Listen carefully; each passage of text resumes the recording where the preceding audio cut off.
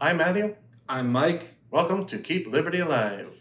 At the end of episode 3, we saw that the Plymouth colony was combined with the Massachusetts Bay Colony and the province of Maine in 1691 to create the province of Massachusetts Bay when it became a royal colony. In this episode, we will take a look at the other 12 colonies and when they came into being. This is part 1, episode 4, Colonial Expansion.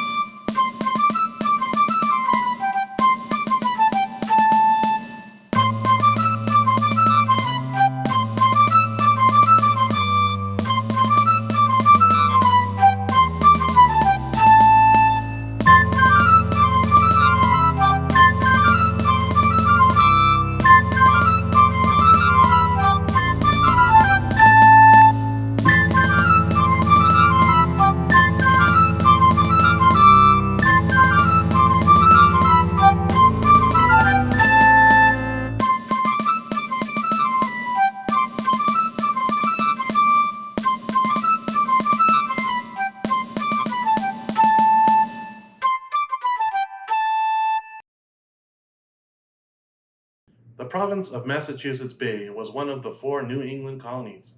The others were Connecticut, Rhode Island, and New Hampshire. The Connecticut colony was originally established in 1636 and given a royal charter in 1662 when it combined with Saybrook and New Haven colony. The colony of Rhode Island was given a royal charter in 1663 and included Providence Plantations, Portsmouth, Newport, and Warwick colonies. The province of New Hampshire was originally established in 1629 and given a royal charter in 1679. These 4 colonies were known as the New England Colonies, which later became New England States. These colonies were founded for the purpose of religious freedom, along with the provinces of Pennsylvania and Maryland. Maryland became a province in 1632 and Pennsylvania in 1681. Both were proprietary colonies. The difference between a royal colony and a proprietary colony was that the proprietary colony was wholly owned and controlled by the monarch of England as his personal property. The royal colonies were controlled not only by the crown, but by the British government as well. Pennsylvania was founded by William Penn, who founded it for the benefit of his fellow Quakers. They founded the city of Philadelphia, which eventually became the largest city in the colonies. Another proprietary colony was Delaware Colony, which became a colony in 1664.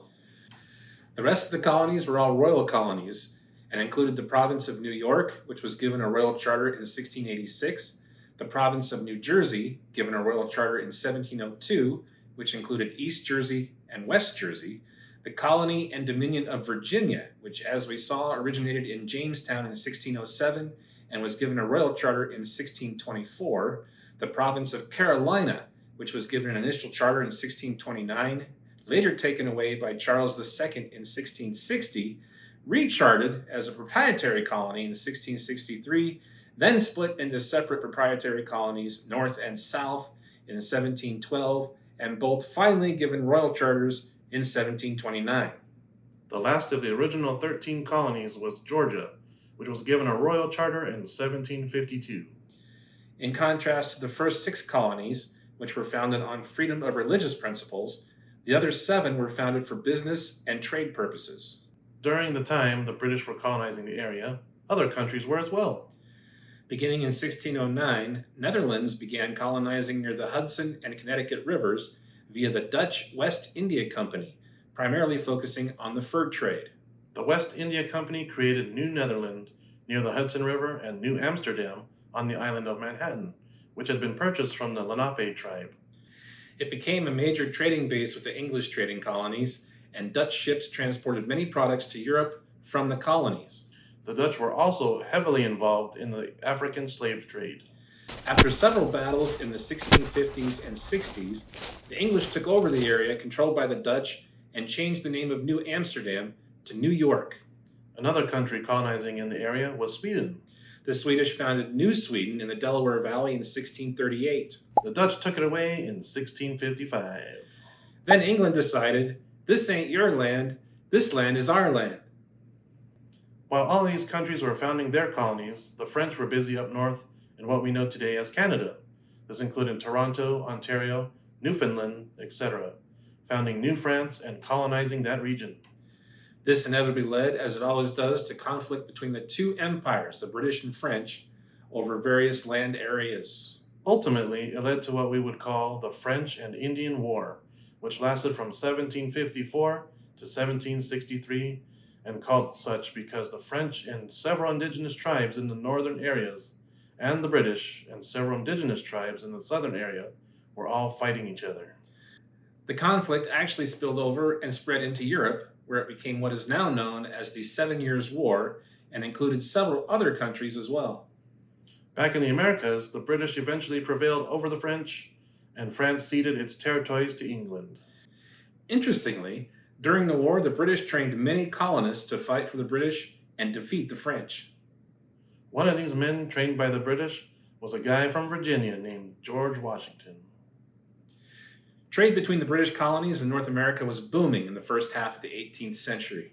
The colonists, in addition to trading with England, also traded with other British colonies, especially with those in the Caribbean. They traded foods, tobacco, and wood for Asian tea, coffee, sugar, and other goods. The indigenous Americans were also heavily involved in trade, trading fur and deer skins.